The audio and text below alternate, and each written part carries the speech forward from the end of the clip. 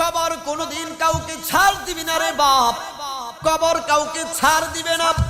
ওই কবর হাসর ফুলসিরাতের সময়ে যদি আমি আপনি নাজাত পেতে হয়, তখন এই দুনিয়াতে থাকা অবস্থায় অবশ্যই অবশ্যই আল্লাহর ওলিদের সোহবতে থাকতে হবে। আল্লাহর ওলিদের সোহবতে যতক্ষণ পর্যন্ত আপনি না যাবেন, আমি আপনি হেদায়েতের রাস্তার উপরে অটুট থাকতে পারবো না। কেন জানেননি? আল্লাহ রাব্বুল আলামিন পবিত্র কোরআনুল কারীমের মধ্যে বলেন, কথাগুলো খুব গুরুত্ব দিয়ে শুনবেন। আগামীকাল সকালবেলা কেউ প্রশ্ন করলে জবাব যদি না দিতে পারেন, তাহলে ওয়াজ শুনতে কোনো লাভ নাই। আমার আল্লাহ ডাক দিয়া বললেন, জগৎবাসীরা শুনো,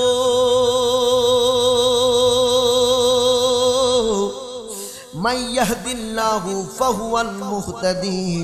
আমি আল্লাহ যাদেরকে হেদায়েত দান করতে চাই, তারা হেদায়েত প্রাপ্ত হয়। ওয়া মাইয়ুদলিল ফালান তাজিদ লাহু ওয়ালিয়াম মুরশিদা।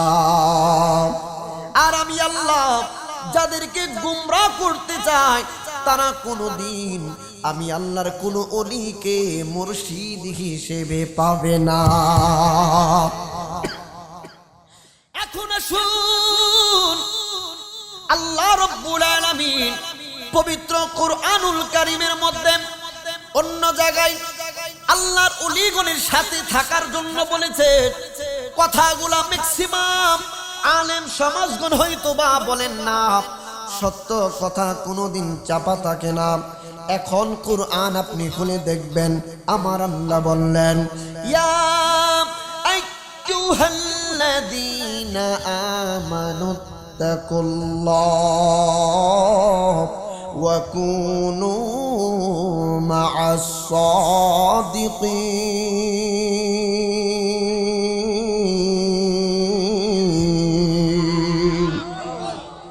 আল্লাহ বলেন, হে ঈমানদারগণ, তোমরা যারা ঈমান আনয়ন করেছো, ইত্তাকুল্লাহ, আমি আল্লাহকে ভয় করার মতো ভয় করো। ওয়া কুনু মা'আস সাদিকিন, এবং সত্যবাদী যারা, আল্লাহর ওলি যারা, তাদের সংস্পর্শে তোমরা থাকো, তাদের সঙ্গে তোমরা জুড়ে থাকো। কেন বলছেন জানেননি? আল্লাহর ওলিগণের সোহবতে কোনো বান্দা যদি থাকে, আল্লাহ পর্যন্ত পৌঁছাইতে তার বেশি সময় লাগে না।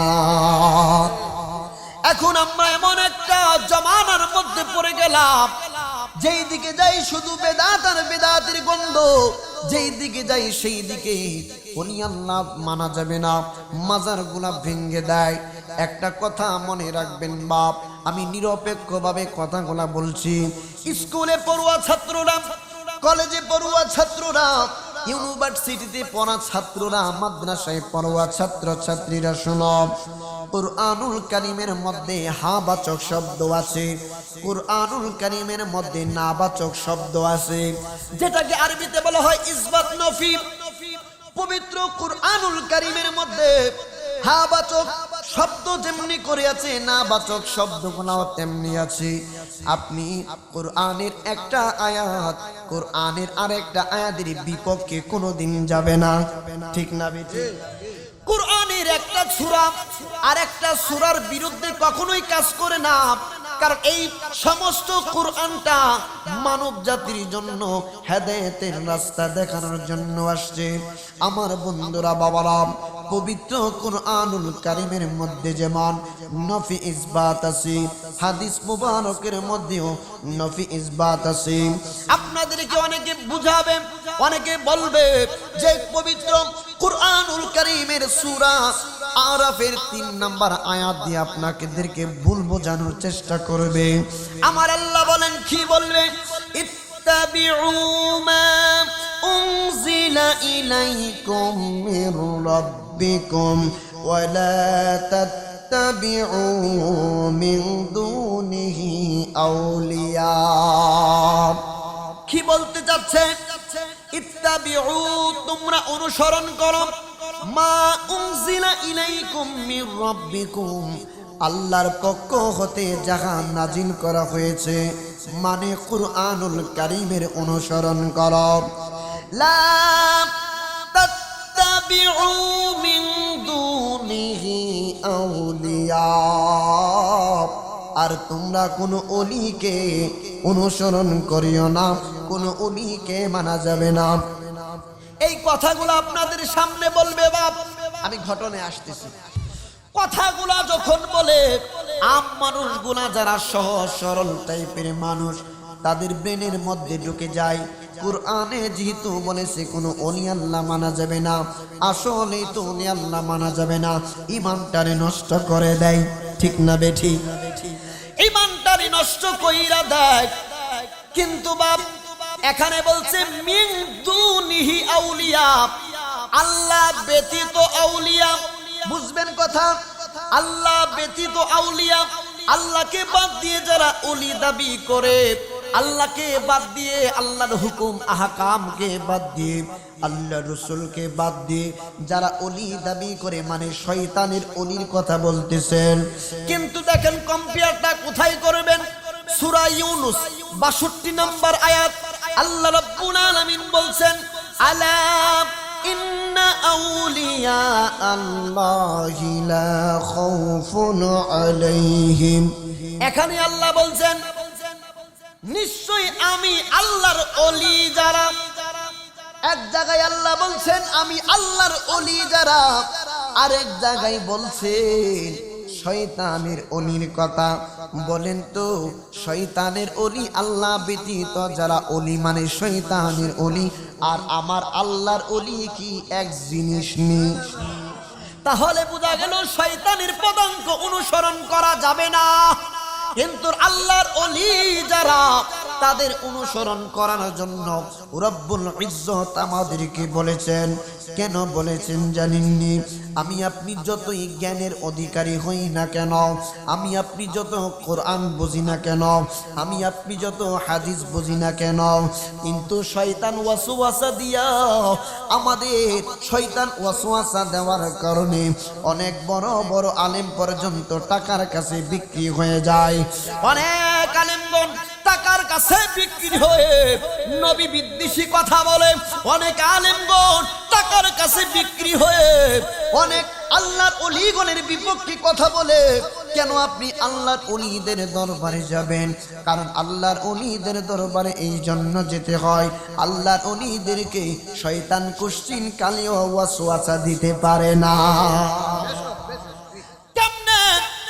এটা আমার কথা না, আমি আশরাফুল হক জয়নগরীর কথা না, এই কথাগুলো রাশেদ সাহেবের কথা না, কথাগুলো আপনাদের কাহারও না, আমার আল্লাহ নিজে বলছেন। আমার আল্লাহ গ্যারান্টি দিচ্ছেন। কিভাবে গ্যারান্টি দিচ্ছেন বাবা? আল্লাহ বলতেছেন কি, ইন্না ইবাদি লাইসা লাকা আলাইহিম সুলতান, নিশ্চয় আমার ইবাদত গুজার বান্দা যারা, আমি আল্লাহর খাঁটি মুমিন আল্লাহর ওলি যারা, শয়তান তুমি শুনে রাখো, তাদেরকে ওয়াসওয়াসা দিয়া শয়তান আল্লাহর ওলিদের উপরে কোনো বাদশাগিরি চলবে না, আল্লাহর ওলিদের উপরে কোনো ক্ষমতা চলবে না। তাইলে আমি আপনি যেই মাত্র আল্লাহর ওলির কদমে চলে যাব, শয়তানের ওয়াসওয়াসা থেকে পর্যন্ত আমরা নিরাপদ হয়ে যাব। এখন আসুন বাপ, আপনাদেরকে বুঝাইব, আপনাদেরকে বুঝাইব। কি বুঝাইব? বলবি আল্লাহ তো বলেছেন, কি বলেছে? ওয়ামা লাকুম মিন দুনিল্লাহি মিন ওয়ালিয়্যিন ওয়ালা নাসীর, তোমাদের জন্য নাই, তোমাদের জন্য কোনো ওলি নাই, বন্ধু নাই, কোনো সাহায্যকারী নাই, আল্লাহ ছাড়া কোনো ওলি নাই, আল্লাহ ছাড়া তোমাদের জন্য কোনো সাহায্যকারী নাই। এখন প্রথমেই তো আমি বলেছিলাম আল্লাহর একটা আয়াতের, কোরআনের একটা আয়াত আর একটা আয়াতের বিপক্ষে অবস্থান করে না, কিন্তু আল্লাহ অন্য জায়গায় বলছেন, বড় চমৎকার করে বলছেন। সূরা মায়েদা 55 নম্বর আয়াতে কারিমায় আমার আল্লাহ কি জগৎবাসীদেরকে জানিয়ে দিচ্ছেন, ইন্নামা ওয়ালিয়্যুকুমুল্লাহু ওয়া রাসূলুহু ওয়াল্লাযীনা আমানু আল্লাযীনা ইউকিমুনাস সালাতা ওয়া ইউতুনাজ যাকাতা ওয়া হুম রাকিউন।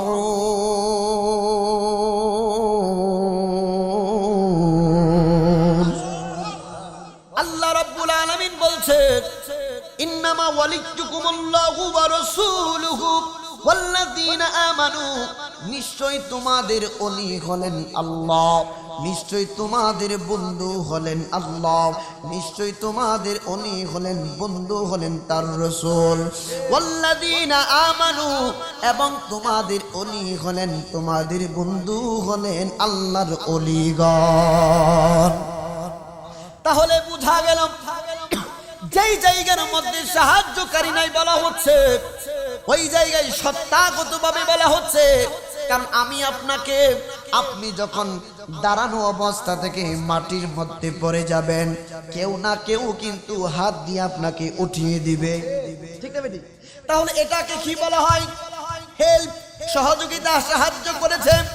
কিন্তু আমি আপনাকে হাত দিয়ে যখন সহযোগিতা করলাম, সাহায্য করলাম, আমার মাধ্যমে আল্লাহ আপনাকে সাহায্য করেছে, কিন্তু হাকিকতে আমার আল্লাহর শক্তি বলে আমি আপনাকে সাহায্য করতে পেরেছি। আপনাদেরকে বুঝাইব, শুধু তাই নয়, আপনাদেরকে বুঝাইব দেখি আল্লাহ ছাড়া কোনো শাফাআতকারী নাই, আল্লাহ ছাড়া কেউ কাউকে সুপারিশ করতে পারবে না। যারা এই কথা বলে বাপ আপনাদেরকে জানিয়ে যাচ্ছি, তারাই কিন্তু আবার দেখবেন কোরআনের হাফেজের প্রশংসা করতে গিয়ে বলে, একজন হাফেজে কোরআন 10 জন জাহান্নামীদেরকে শাফাআত করে আল্লাহর জান্নাতে পৌঁছিয়ে দিবে। তাহলে একজন কোরআনের হাফেজ যদি সুপারিশ করতে পারে, আল্লাহর ওলিগণ কি করতে পারে না? আল্লাহ রাব্বুল আলামিনের এই কুরআনুল কারীমের আয়াত দিয়ে আপনাদেরকে বুঝাইবো। আল্লাহ রাব্বুল আলামিন সূরা মারইয়ামের 87 নম্বর আয়াতের মধ্যে বলেন, লা ইয়ামলিকুনাশ শাফাআতা ইন্না মান ইত্তাখাযা ইনদার রাহমানি আহদা। লা ইয়ামলিকুনাশ শাফাআতা, তোমাদের জন্য কোনো সুপারিশকারী নাই। এতটুকু বলে আপনাদেরকে বোঝাই দেখো, আল্লাহ কইছে কোনো সুপারিশকারী নাই, কিন্তু আয়াত তো আরো বাকি, আয়াত তো আরো বাকি। আল্লাহ বলছেন ইল্লা, তবে হে আছে, মানিত্তাখাযা ইনদা রহমানি আহদা, আমি আল্লাহ যাদের সাথে অঙ্গীকারবদ্ধ হয়েছি, যাদেরকে আমি ইখতিয়ার দিয়েছি, ওই আল্লাহর ওলিগণ যারা আছে, তারা কিয়ামতের ময়দানে, হাসরের ময়দানে আমার বান্দাদেরকে সুপারিশ করে জান্নাতে নিয়ে যাবে। আমার বন্ধুরা, বাবারা, গভীর মনোযোগ, একটু কোরআন হাদিস বলে নিলাম, নয়তুবা আমার জামাতা জামাইরা আসে, অনেক সকাল বেলা অনেকে ধরবে, তোমার শ্বশুর আসছিল, কি ওয়াজ করলো, শুধু ঘটনা বলল, কোরআন সুন্নাহ থেকে কিছু বলল না। আসুন একটু সামনের দিকে যাক। নবীর মহব্বত, আউলিয়া কেরামের মহব্বত যদি আপনার অন্তরে না থাকে, আপনি নামাজ পড়লে নামাজের কোনো লাভ হবে না। আমার বন্ধুরা, বাবারা, একজন বিশাল বড় একজন বাদশা, দেখেন নবীর প্রেম কাকে বলে। বিশাল একজন বাদশা ঘোড়ার মধ্যে আরোহণ করে, রাস্তার উপর দিয়ে ঘোড়ার উপরে আরোহণ করে তিনি পথচারী দিচ্ছেন। যাইতে যাইতে যাইতে যাইতে ওনার রাজ্যের এরিয়া ক্রস করে অন্য রাজ্যের এরিয়ার ভিতরে প্রবেশ করলেন। এই বাদশাহ যাইতে যাইতে একটা কুড়ে গরু দেখতে পেলেন। কুড়ে গরু দেখতে পেয়ে ওই কুড়ে গরের সামনে দেখা যায় সুন্দর একজন রমণী। এই যে আমাদের এলাকায় মহিলারা শাক টোকায়, ওই মেয়েটা, সুন্দর রমণীটা তার ঘরের সামনে তার প্রয়োজনীয় মৌলিক কাজগুলি করতেছেন। বাদশাহ গুড়াটা থামিয়ে অবলোকন দৃষ্টিতে তাকিয়ে রইলেন। বাদশাহ তাকাইয়া দেখে এত সুন্দর রমণী আমি খুবই কম দেখেছি আমার রাজ্যের মধ্যে। বাদশার কাছে বড় চয়েসফুল হলো, বাদশার কাছে বড় পছন্দ লেগে গেল। এই কন্যাটাকে ডাক দিয়া কই, শুনো, তোমার বাবা মা কোথায়? তোমার বাবা মার সাথে আমি কথা বলবো। কই আমার বাবা মা বাড়ির মধ্যে আছে, ঘরের মধ্যে আছে। কই তাদেরকে ডাক দাও। তাদেরকে ডাক দেওয়া হলে গার্ডিয়ানদের সাথে বাদশা কথা বলার জন্য বসে গেলেন। ডাক দিয়ে বললেন, বাবা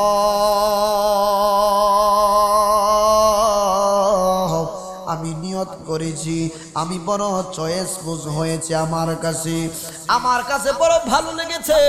আপনার কন্যাটাকে বড় চয়েসফুল লেগেছে। আপনারা যদি কোনো দ্বিমত পোষণ না করেন, আপনার কন্যাকে আমি বিবাহ করতে চাই। এই যে বাবা মা তিনারা বললেন, আপনার পরিচয় কি বলেন? এত চাকচিক্য পোশাক, আপনার লেবাস দেখে, আপনার পরিবেশ দেখে বোঝা যাচ্ছে আপনি বড় ফ্যামিলির একজন মানুষ। বাদশা ডাক দিয়ে বললেন, আমি একজন বাদশা, অমুক রাজ্যের রাজ্য পরিচালনা আমি করি। একজন বাদশা যদি আপনার কন্যাকে বিবাহের প্রস্তাব দেয়, আপনি খুশিতে গাছে উঠে যাবেন। বাবা মা চিন্তা করলেন, একজন বাদশা এত বড় একজন স্বনামধন্য লোক আমাদের মেয়েকে বিবাহ করার জন্য রাজি হয়ে গেলেন।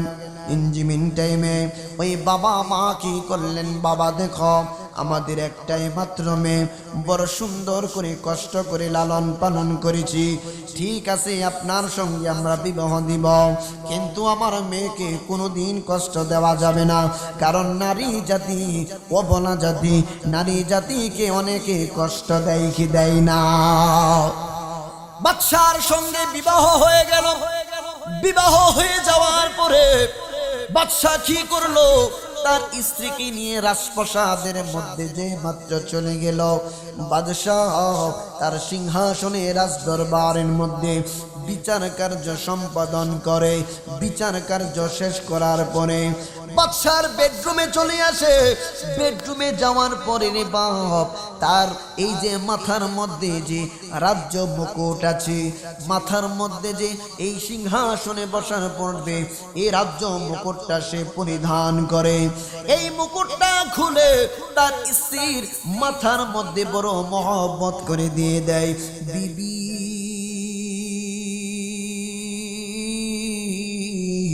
আমি মহব্বত করে তোমার মাথার মধ্যে আমি মুকুট কানা দিয়ে দিলাম।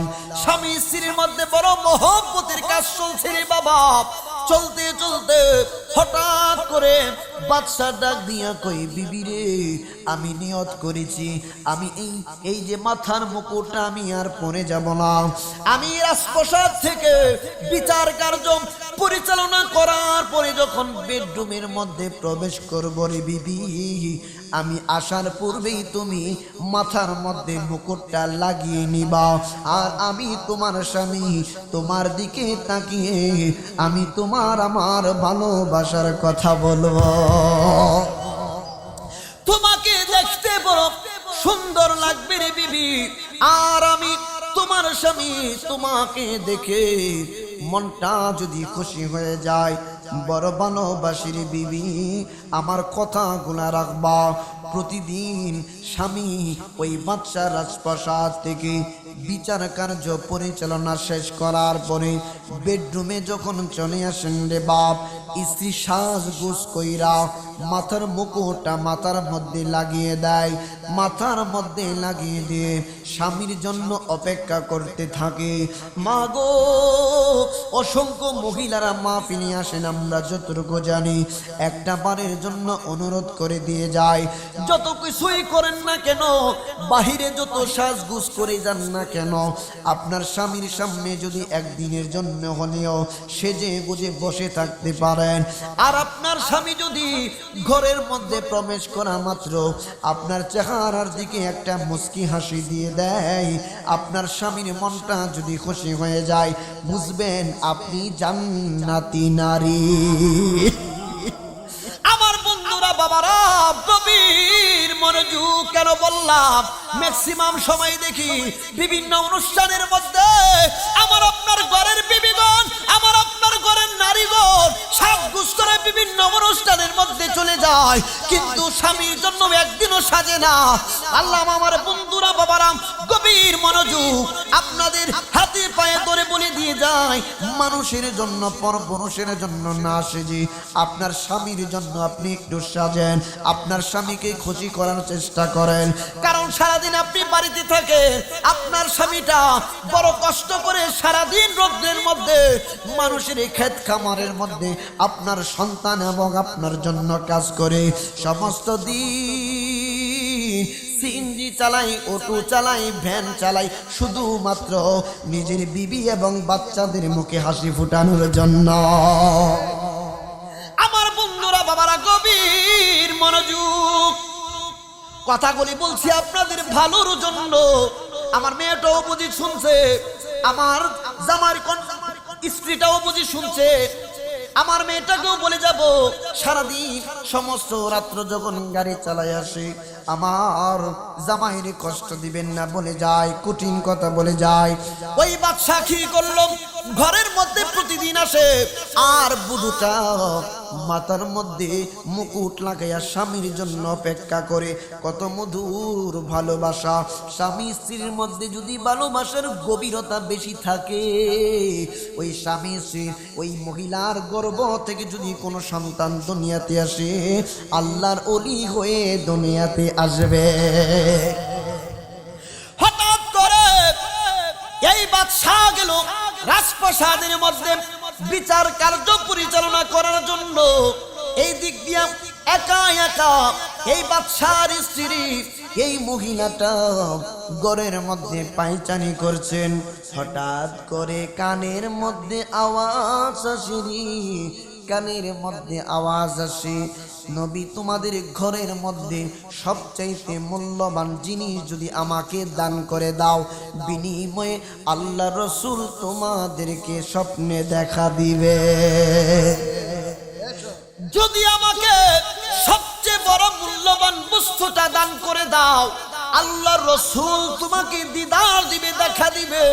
এই কথা বলে বলে রাজপ্রাসাদের সামনে যে মাত্র বলা বলি করছে, বাদশার স্ত্রী চিন্তা করলেন, ঘরের মধ্যে তো তেমন কোনো মূল্যবান বস্তু দেখতেছি না। ঘরের মধ্যে দেখবেন অনেক সময় হাতের মধ্যে টাকা থাকে না, নগদ, অনেক সময় অনেক বস্তুই করে থাকে না। ওই বাদশার স্ত্রীরা চিন্তা করলেন, ঘরের মধ্যে একটাই মাত্র মূল্যবান বস্তু আছে, সেটা হচ্ছে রাজদরবারের এই যে মুকুট, স্বর্ণের মুকুটটা, এই মুকুট ছাড়া তো কোনো মূল্যবান জিনিস আমার কাছে নাই। আবার চিন্তা করলেন, এই মুকুটটা যদি আমি দান করে দেই তাইলে বাদশা কিন্তু আমাকে ছাড়বে না, জবাবদিহি করতে হবে। আবার চিন্তা করলেন, বাদশার জবাবদিহির চাইতে নবীর দিদার যদি একবার পাইয়া যাই তাইলে আমার জীবন ধন্য হইয়া যাইব। মাথার মুকুট দিয়ে আমি কি করব? এই বাচ্চার স্ত্রী মাথার মুকুটটা দান করে দিল ফকিরকে। ফকির মাথার মুকুট লইয়া রাজপ্রাসাদ ত্যাগ করলেন। কিছু সাঙ্গ পাঙ্গ কথাগুলি শুনে ফেলল। রাজদরবারে যাইয়া ডাক দিয়া কই, হুজুর, ও হুজুর, কই কি সর্বনাশ, কই আপনার সুন্দর স্ত্রী নিজে একটা ফকিরকে রাজদরবারের মুকুট দান করে দিয়েছে। কই বলো কি কি ব্যাপার, এত বড় সর্বনাশের কথা? কই হুজুর, এটাই সত্য কথা। রাজপ্রাসাদের ভিতর থেকে এই যে সালিশের মজলিস থেকে বাদশা কি করলো, তার বিবির ঘরে যখন যাইতেছে একটা তরবারি লইয়া, হাতের মধ্যে একটা তরবারি লইয়া যখন সামনের দিকে গেল, যাইয়া ডাক দিয়া কই, বিবি রে,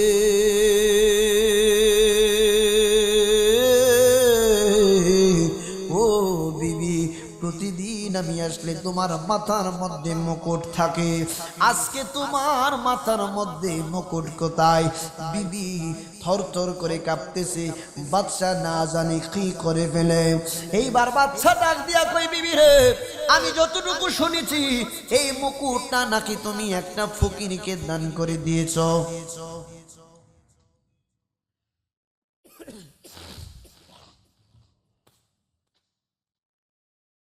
কারেন্ট ছিল না, না কারেন্ট যাইতেই পারে, যাই হোক সকলে বলি মারহাবা।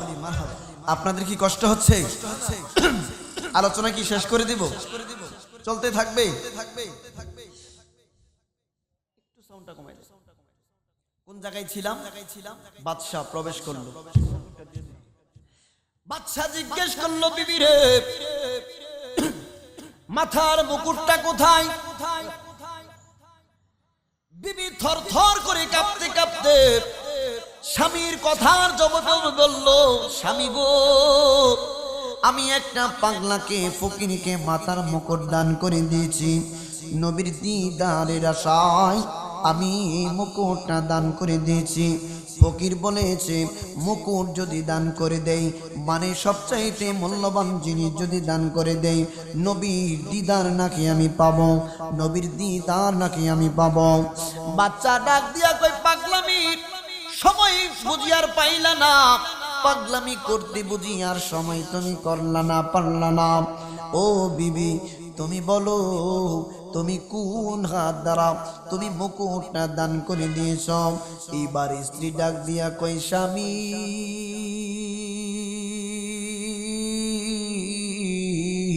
স্বাভাবিকভাবে আদবের সহিত ডান হাত দ্বারা আমি মুকুটটা দান করে দিয়েছি। বাচ্চা ডাক দিয়া কই, বিবি রে, এত সুন্দর স্বর্ণের একটা মুকুট, এত দামি একটা মুকুট, রাজপ্রাসাদের রাজশাহী মুকুটটা দান করে দিলাম, তুমি যেই হাত দিয়া মুকুট দান করছো এই হাত তোমার হাতের মধ্যে থাকবে না। বাদশা কি করলো? রাগের বশত একটা ধারালো অস্ত্র দিয়া, রাজপ্রাসাদের দাঁড়ানো অস্ত্র দিয়া নিজের বিবির ডান হাতটা এই জায়গা থেকে আলাদা করে দিছে। ফিনকি দিয়া রক্ত ঝরছে রে বাপ, ফিনকি দিয়া রক্ত ঝরে। আর বাদশা ডাক দিয়া বলল, বিবি রে, রহমাতুল লিল আলামিন নবীর দিদারের জন্য তুমি রাজপ্রাসাদের মুকুটটা দান করে দিলা, কাটা হাত লইয়া যাও, তোমার নবীকে বলিও কাটা হাতটা জোড়া লাগাইয়া দেওয়ার জন্য। বলেন তো, আমার নবী কাটা হাত জোড়া লাগাইবার ক্ষমতা আসেনি?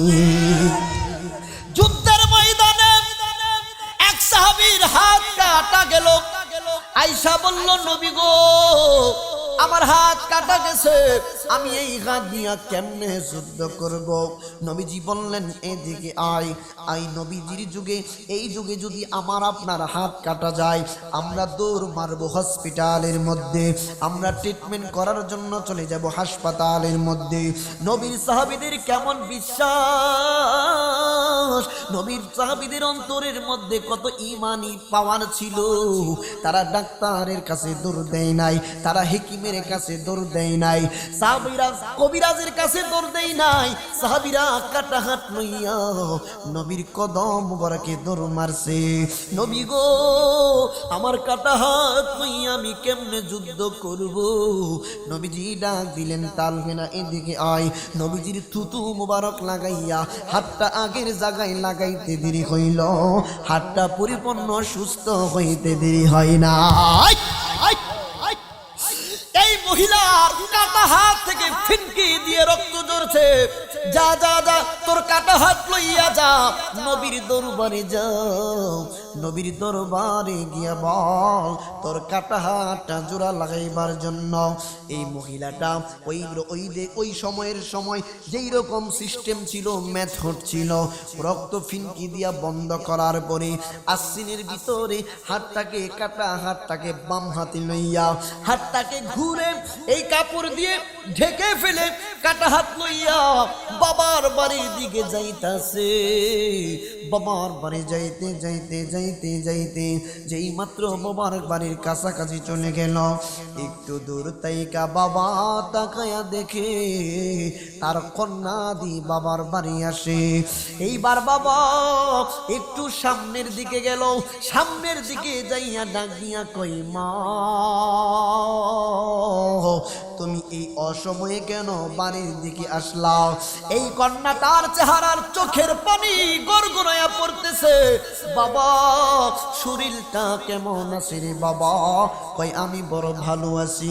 কই তোমার এই যে চেহারাটা কেন মলিন মলিন দেখা যায়? এই কন্যাটা ডাক দিয়া কই, বাবা আমি একেবারে চলে আসছি। কি বলো মা, একেবারে আসলা কিভাবে? কই আমার স্বামী আমারে 3 তালাক দিছে। কই কেমনে হলো? এই যে বাবার চেহারাটা, বাবার নজরটা যেই মাত্র মেয়ের এই বডির দিকে চলে গেল, তাকায়া দেখি বডির মধ্যে এই যে কামিজের মধ্যে পোশাকের মধ্যে রক্তের ছিটার ফোঁটা দেখা যায়। বাবার চোখের সামনে কন্যার শরীরের মধ্যে রক্ত। বাবা ডাক দিয়া কই, মা তোমার গায়ের মধ্যে কেন রক্তের ছিটা দেখা যায়? বাবা গো আমার গায়ের মধ্যে শুধু রক্ত না, আমার গায়ের মধ্যে আমার ডান হাতটা নাই, আমার ডান হাত কাটা অবস্থায়। বাবা একটা চিৎকার মারে, বাপ বাবার সামনে কন্যার হাত কাটা। কোন বাবাই কিন্তু তার প্রত্যেকটা কন্যাকে সবচেয়ে বেশি আদর করে। বাবার পাগল সমস্ত মেয়েরা, বাবার পাগল ছেলেরা মায়ের পাগল। বাবা বলতেছে, মা গো তোমার এত বড় গন্ডগোল হয়ে গেছে, আমি বাবা হইয়া জানলাম না।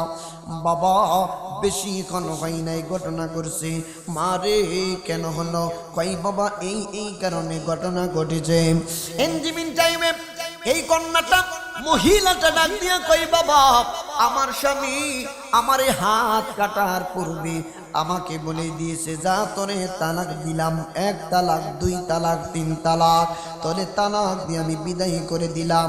আর হাতটাকে কাইটা দিল, কাইটা দিয়ে আমাকে এখান থেকে বিদায় করে দিয়েছে। বাবা ডাক দিয়া কই, মারি তোমার অপরাধটা কি?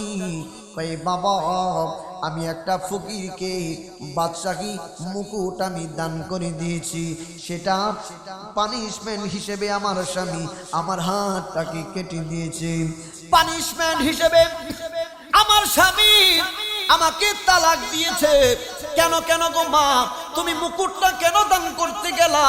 বাবা গো ওই ফকিরটা এসে বলল, যদি ঘরের মধ্য হতে সবচাইতে মূল্যবান বস্তুটা দান করে দেই, তাইলে নাকি আমি নাকি নবীর দিদার লাভ করব।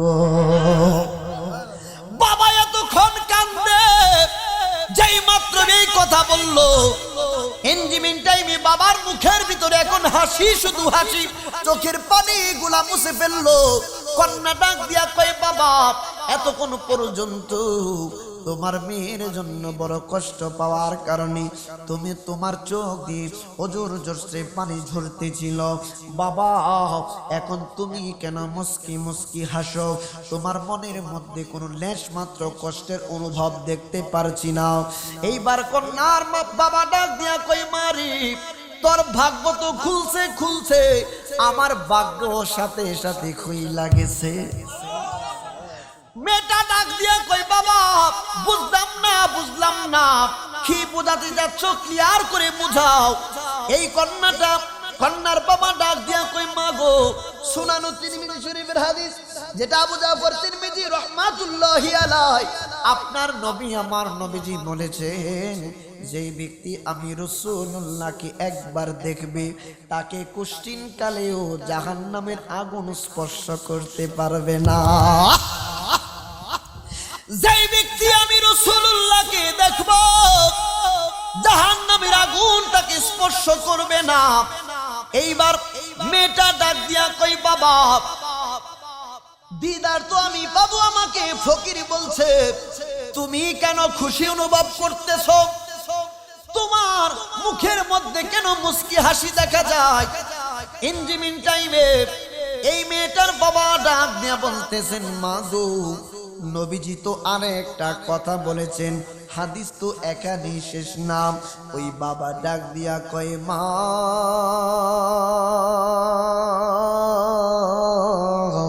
নবীজি বলেছেন, যেই লোক যে উম্মত আমি রাসূলুল্লাহকে দেখবে, এই ব্যক্তির জন্য জাহান্নামের আগুন হারাম হয়ে যাবে। শুধু তাই নয় গো মা, যেই ব্যক্তি আমার নবীকে দেখবে, ওই লোকটাকেও যদি আরেকটা লোক দেখে, তাকেও জাহান্নামের আগুন স্পর্শ করতে পারবে না, তাকেও জাহান্নামের আগুন স্পর্শ করতে পারবে না। এখন তুমি যদি নবীকে দেখো, আমি যদি তোমাকে দেখি, তাহলে আমারও তো জাহান্নাম স্পর্শ করবো না, তাহলে আমি কেমন কাঁদতাম? সুবহানাল্লাহ কর। আমার বন্ধুরা, বাবারা, আমার ছেলে সাথে আসছে, আমার জামাই বলছে আসেন, কয় জিডারও লইবেন, পুত্রও লইবেন। মানে মেয়ে হইছে একটু মনে করেন রাগী, কোন কইলই মনে করেন ফুইল্লা ব্যাখ্যা করে, অবস্থা খারাপ বাইরেলা ব্যাঙ্গা ট্যাঙ্গেলে আর কি করার মধ্যে, মানে পুত্র লিয়েছি আর কি, একটু কথাবার্তা শুনে আর কি। মেয়েটা বোঝেন না, মেয়েরা তো বাবার এই কিলা বেশি, বোঝেন না, মনে করে অবস্থা খারাপ বানাইলা আর কি। বাবা ডাক দিয়া কয়, মা, এই জন্য আমার মুখের মধ্যে মুস্কি মুস্কি হাসি পাই রাহমাতুল লিল আলামিন নবীজিকে স্বপ্নে যদি একবার কেউ দেখে, অথবা বাস্তবে কেউ একবার দেখে, তাকেও যে দেখবে, তাকেও জাহান্নামের আগুন স্পর্শ করবে না। সময় যাইতে লাগলো, সময় যাইতে লাগলো, ওই জমানার সিস্টেম মোতাবেক কাটাহাটা জমাইয়া রাখলো, মানে মজুদ করে রাখলো, মানে গোপন করে এক জায়গার মধ্যে মজুদ করে রাখলো। সময় যাইতে যাইতে যাইতে যাইতে এই মহিলার মা দুনিয়া থেকে বিদায় গ্রহণ করলেন। বাবাটাও ভীষণ অসুস্থ হয়ে গেলেন, ভীষণ অসুস্থ হয়ে গেলেন। এই বাবার একজন ঘনিষ্ঠ বন্ধু ছিল তার গ্রামের মধ্যে। বন্ধুকে ডাক দিলেন, বন্ধুরে, আমি মনে হয় দুনিয়ার মধ্যে আর থাকবো না, একটা কথা বলি বন্ধু, তোমারও তো একটা ঘরের মধ্যে মেয়ে আছে, আমারও তো মেয়ে আছে, কিন্তু বন্ধুরে, আমি দুনিয়ার জমিনে মনে হয় বেশি দিন বাঁচব না, আমি মনে হয় আল্লাহর ডাকে সাড়া দিয়ে চলে যেতে হবে। বন্ধুরে, আমি যদি দুনিয়া থেকে চইলা যাই, আমার মেয়েটাকে দেখার জন্য কোনো মানুষ রইল না, আমি তোমার হাতে আমার মেয়েটাকে তুলে দিয়ে গেলাম। তোমার মেয়ের জন্য যে রকম ভাবে তোমার ভালোবাসা আছে, তোমার মেয়ের মতো আমার মেয়েটাকেও তুমি লালন পালন করিও, আমার কন্যাটাকে তুমি দেখা রাখো, আমার মেয়েটাকে কোনো দিন তুমি কষ্ট দিও না। বন্ধু ডাক দিয়া কই, বন্ধু পেরেশানি হইও না। বন্ধু বলছো, আর কেন তুমি পেরেশানি করো? ঠিক না বেটি? বন্ধু বলছো, কেন তুমি পেরেশানি করো? বন্ধু পেরেশানি কইরো না, আমি আছি তোমার বন্ধু, তোমার মেয়েটাকে দেখার জন্য। ইঞ্জিমিন টাইমে বাবাটা মারা গেল, বন্ধুর বাড়িতে মেয়েটা লালন পালন হচ্ছে। হঠাৎ করে কোনো একজন ধনাঢ্য ব্যক্তি আসলেন এই দিকে। এই যে আমাদের এলাকায় বিভিন্ন জায়গা থেকে বিভিন্ন মানুষ বেড়াইতে আসে, বিভিন্ন মানুষ ঘুরতে আসে, গ্রামটা দেখতে আসে, বিভিন্ন কারণে চলে আসে। একজন ধনাঢ্য ব্যক্তি আসার পরে এই মেয়েটাকে দেখার পরে বড় চয়েসফুল হলো, বড় আবার একজনে তাকে পছন্দ করলো। বন্ধুর মেয়ে বন্ধুর কাছে রেখে গেল, ওই ব্যক্তির কাছে আবদার করলো, আপনি যদি কিছু না মনে করেন, এই মেয়েটাকে আমি বিবাহ করতে চাই, আমার টাকা পয়সার কোনো অভাব নাই, আমি একজন ধনাঢ্য ব্যক্তি, ধনী ব্যক্তি, আমার কাছে বিবাহ দিলে এই যে মেয়েটা কোনো দিন কষ্ট করবে না। কিন্তু কাটা হাতের কথা গোপন রাখলেন, কারণ যতটুক সম্ভব পর্দার ভিতরে থাকতেন রে বাপ। বড় ধার্মিক একজন মহিলা ছিলেন। ইঞ্জিমিন টাইমে এই মেয়েটার সঙ্গে ওই যে বাবার বন্ধু এসে বলল, মা গো, অমুক পুরুষ তোমাকে বিবাহ করতে চাচ্ছে। কই ঠিক আছে, বিবাহ করবে, ঠিক আছে, কিন্তু আমার একটা শর্ত আছে। কই শর্তটা কি? কই শর্তে কথা বলবা না, সামনে বসে কথা বলে। বোকা না? কথা বলে আমার কথা বলতে কষ্ট হয়। দেখেন বাবা, আমার একটা শর্ত আছে। কয় কি শর্ত? কয় বিবাহ হবে আজকে। আপনি এখান থেকে আপনার বিল্ডিং অর্থাৎ আপনার বাসার মধ্যে যাইতে কতদিন লাগবে? কয় সওয়ারির মধ্যে উঠবে, সওয়ারি সহ হাঁটা সহ সর্বমোট 5 দিন সময় লাগবে আমার এলাকার মধ্যে যাইতে। মেয়েটা ডাক দিয়া কয়, আপনার কাছে আমি বিবাহ বসবো, ঠিক আছে, কিন্তু শর্ত হলো 5 দিন যতদিন ক্রস হবে না, যতদিন পর্যন্ত আপনার এলাকায় আপনার বিল্ডিং এর ভিতরে আপনার বাসায় না পৌঁছাবো, ততদিন পর্যন্ত স্বামী স্ত্রী সুলভ কোনো আচরণ আমার সঙ্গে করতে পারবেন না। দুইজনে আলাদা আলাদা থাকবো, যার যার মতো করে থাকবো। কারণ দেখেন কত বড় বিশ্বাস এই নারীটার, মহিলাটার বিশ্বাস। নবী স্বপ্নে দেখা দিব, কাটা হাত জোড়া লাগবো।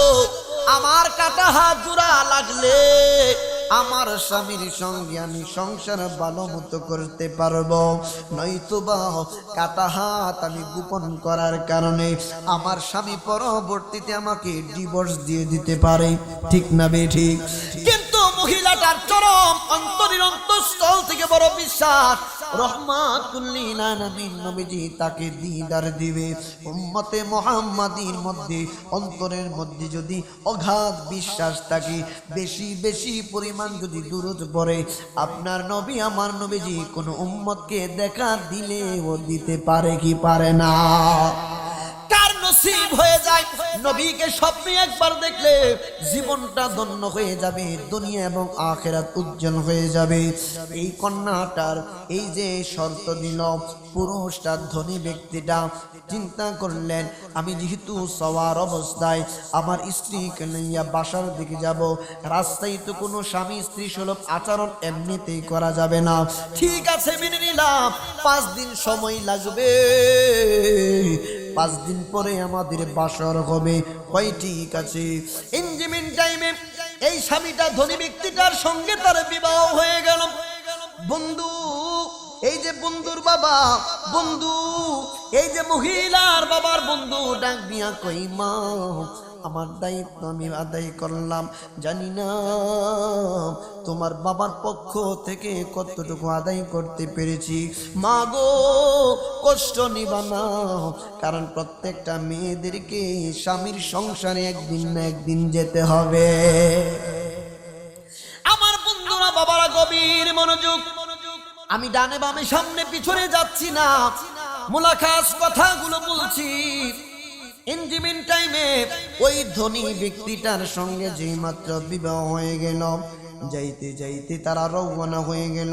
সওয়ারির উপরে উঠে যায় কিছু দূর, হেঁটে হেঁটে যায় কিছু দূর, সওয়ারির উপরে যায় কিছু দূর, যাইতেছে যাইতেছে যাইতেছে যাইতে যাইতে একদিন চলে গেল, বিশ্রাম নিচ্ছে আর যায়। 2 দিন চলে গেল, 3 দিন চলে গেল, 3 দিন চলে যাবে। রাত্রিবেলা যেই মাত্র তাবু ঘেরে একটা মরুময় বালুকাময় প্রান্তরের মধ্যে তারা শুয়ে গেল। শোয়ার পরে এই মহিলাটা, এই কন্যাটার চোখের মধ্যে কোনো ঘুম নাই। প্রত্যেকটা রাত্র যখন চলে আসে, ওই ধনী ব্যক্তিটা দেখে এই মেয়েটা চোখের পানি ফেলে ফেলে শুধু কান্দে, চোখের পানি ফেলে ফেলে শুধু কান্দে। মহিলার চোখের মধ্যে ঘুম নাই। ধনী ব্যক্তিটা কোনো জিজ্ঞেস করে না, মনে করলো, মনে মনে চিন্তা করলো, এলাকার মানুষ, আত্মীয় স্বজন, নিজের আপনজন ছেড়ে এসে চলে এসেছে আমার হাত ধরে, এই জন্যই বুঝি তার মনে কষ্ট। কারণ প্রত্যেকটা আমি বাবার বাড়িতে রাজধানীর মতো থাকি, বাবার বাড়িটা যখন ছেড়ে স্বামীর সংসারের দিকে রওনা হয়, বলেন তো প্রত্যেকটা মানুষের মনের মধ্যে কষ্ট লাগার কথা নেই? কেন কষ্ট লাগে মেয়েরা?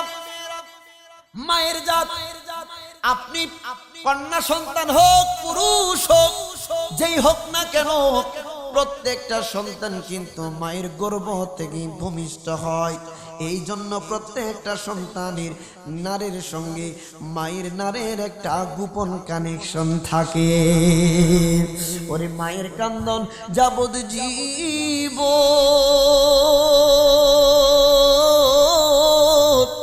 ওরে 2-4 মাস বোনের কান্দন রে, ওরে ঘরের পরিবারের কান্দন কয়েকদিন পর থাকে না। জনম দুঃখিনী আমার গর্ভধারিণী মা, ঠিক না বেঠি?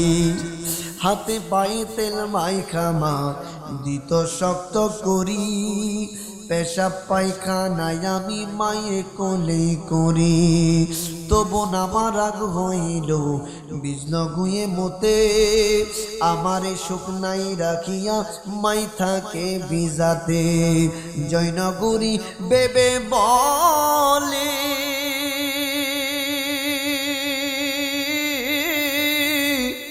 ওরে জান্নাত মায়ের কদম তলে গো,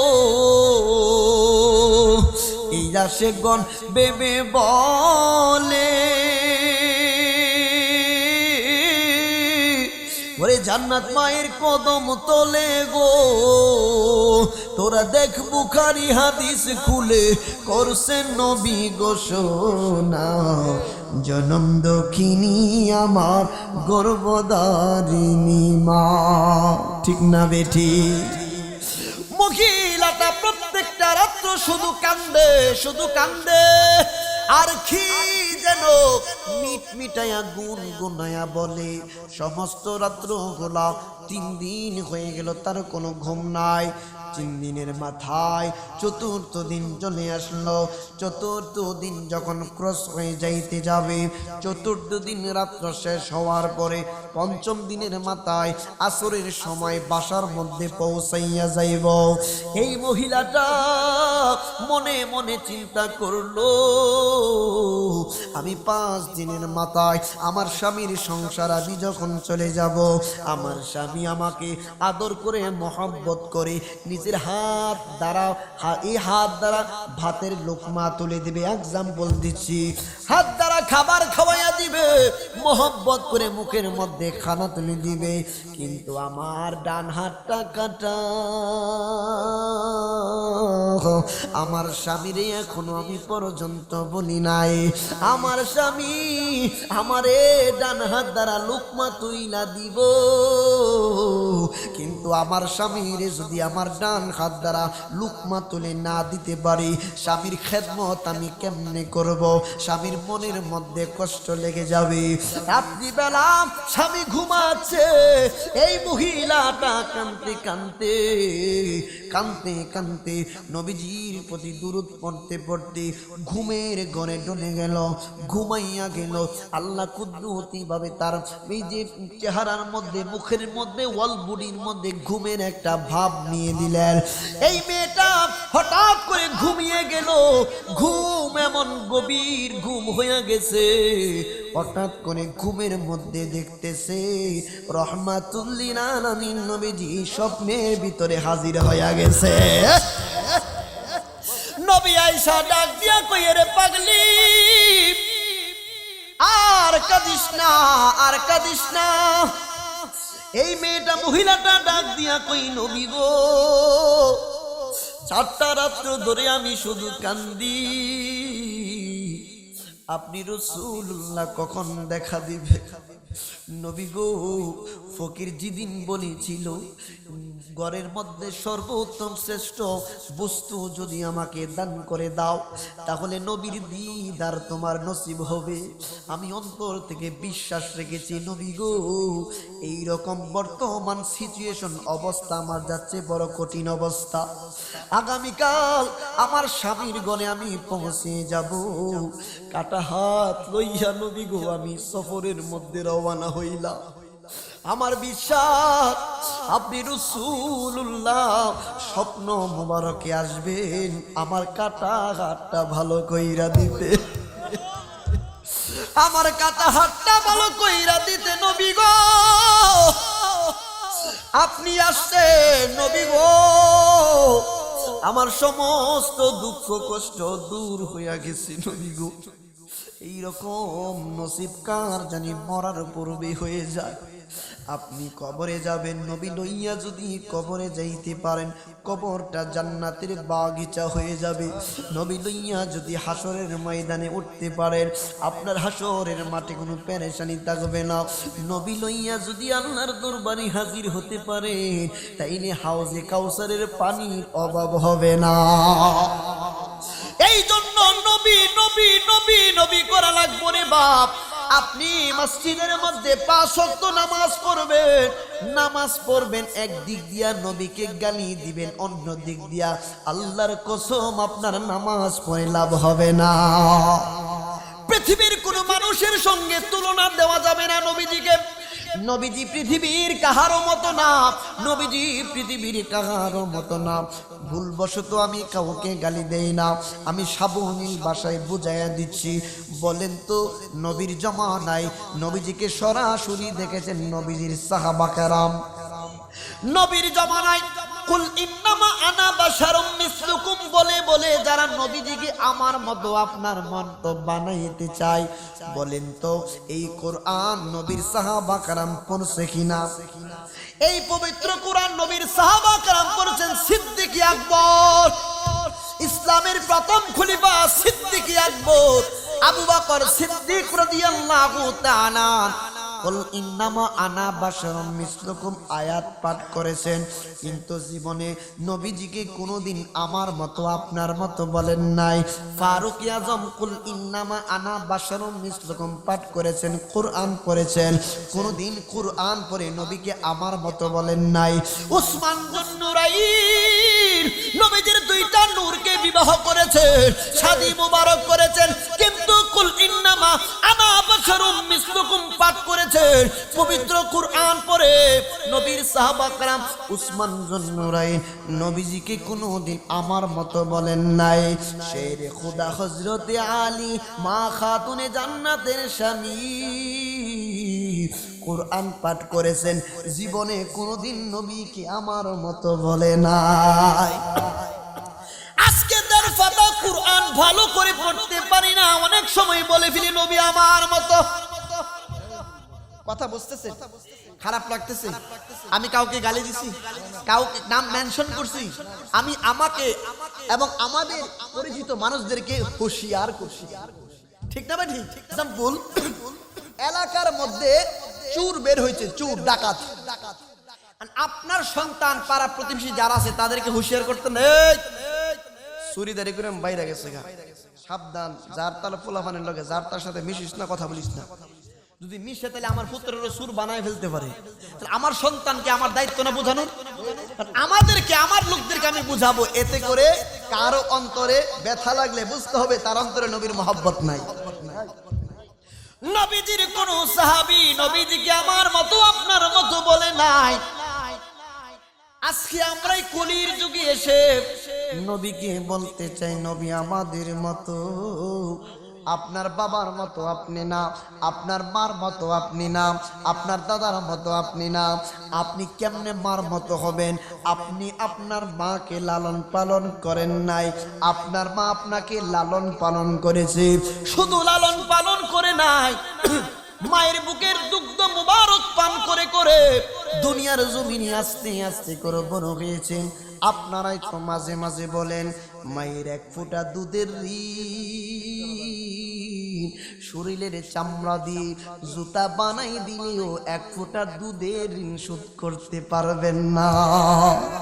মায়ের 1 দার দুধের দাম কাটিয়া গায়ের চাম, 1 দার দুধের দাম,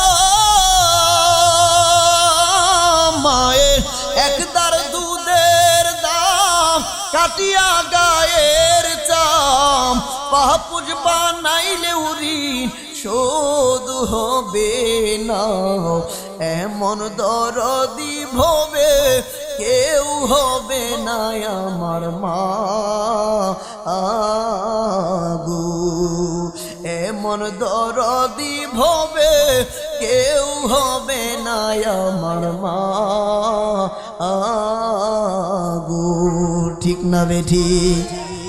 এই জন্য যুবকদেরকে বলবো, যুবক মা বাবার মনে কোনোদিন কষ্ট দিও না। মা বাবাকে কষ্ট দিলে তোমার সমস্ত আমল বরবাদ হয়ে যাবে। মা গো, আপনাদের প্রতিও আমি জয়নগরীর একটা পরামর্শ থাকবে, সন্তান হয়ে পরামর্শ থাকবে, অনুরোধ থাকবে। সেটা হচ্ছে কোন ছেলে কম টাকা ইনকাম করবে, কোন ছেলে ফ্যামিলির মধ্যে বেশি পরিমাণ টাকা ইনকাম করবে গো মা। বেশি টাকা যেই সন্তানটা ইনকাম করে, বেশি টাকা ইনকাম করার কারণে যেই ছেলেটা টাকা ইনকাম কম করে তাকে আপনি অবহেলা করবেন না। এটা বেড়ে গেছে, এটা ম্যাক্সিমাম জায়গায় আছে। ভাইদেরকে আমি বলে যাব, অনুরোধ করে যাব, অসংখ্য প্রমাণ আমি নিজের চোখে দেখেছি, জানি। বড় ভাই আপন ভাইদের জন্য নিজে বিদেশের বাড়িতে পানি দেয় নাই, ছোট ভাইদেরকে নিজের সম্পত্তি পর্যন্ত বিক্রি করে বিদেশের জমিনে পাঠাইছে। ভাইরে, আগে তুমি প্রতিষ্ঠিত হও, তারপরে আমাকে তুমি নিও, কোনো অসুবিধা নাই। কিন্তু ভাইরা প্রতিষ্ঠিত হওয়ার পরে ভাইদেরকে আর চোখেই দেখতে পারে না। সংসারের মধ্যে বড় ছেলে যারা থাকে, ম্যাক্সিমাম বড় ছেলে সংসারের জন্য অনেক কিছু করে।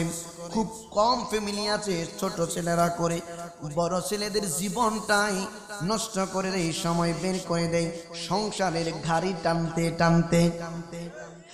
বড় ছেলেটা যদি টাকা ইনকাম কম করে, বড় ছেলেকে মা অনেক বাবা তেমন বেশি গুরুত্ব দেয় না। কিন্তু ছোট ছেলেটা বেশি টাকা ইনকাম করার কারণে ছোট ছেলেদেরকে, ছোট ছেলের স্ত্রীদেরকে বড় গুরুত্ব দেয়। এইটা করা যাবে না বাপ, এইটা করা যাবে না। কারণ সন্তান তো, প্রত্যেকটা সন্তানই আপনার গর্ভ থেকে দুনিয়াতে আসছে।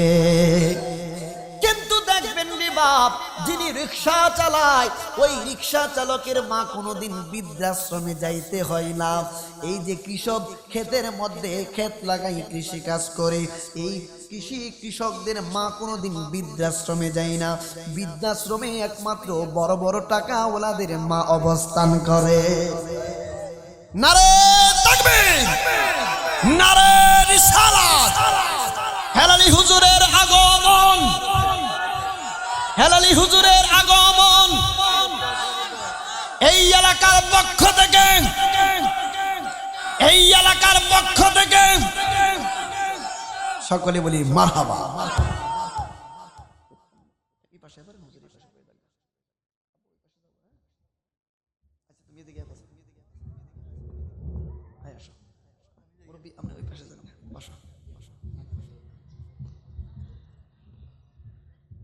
সকলে বলি আলহামদুলিল্লাহ। আজকের মাহফিলের যিনি সম্মানিত প্রধান আলোচক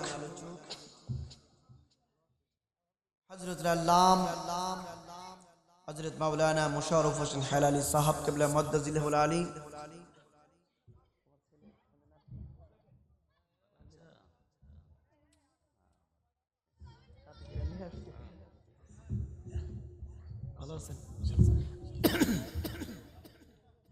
আপনারা খুশি না? আমি ওইটা গেলে ওই মজার মজার কথা শুনতে ঘুম ভাঙবো। বাজানে তো মাঝে মধ্যে কথা বলে আমারও হাসি উঠে, খুব মজার কথা বলতে পারে। আমি আর সামনে পারছি না। ওই মহিলাটা কে নবীজি দেখা দিলেন, তো তারপরে আরো অনেক দূর আছে। সময় মনে করছিলাম 11টা, তো বাজান 10:30টায় চলে আসছে। মুরব্বী মানুষ,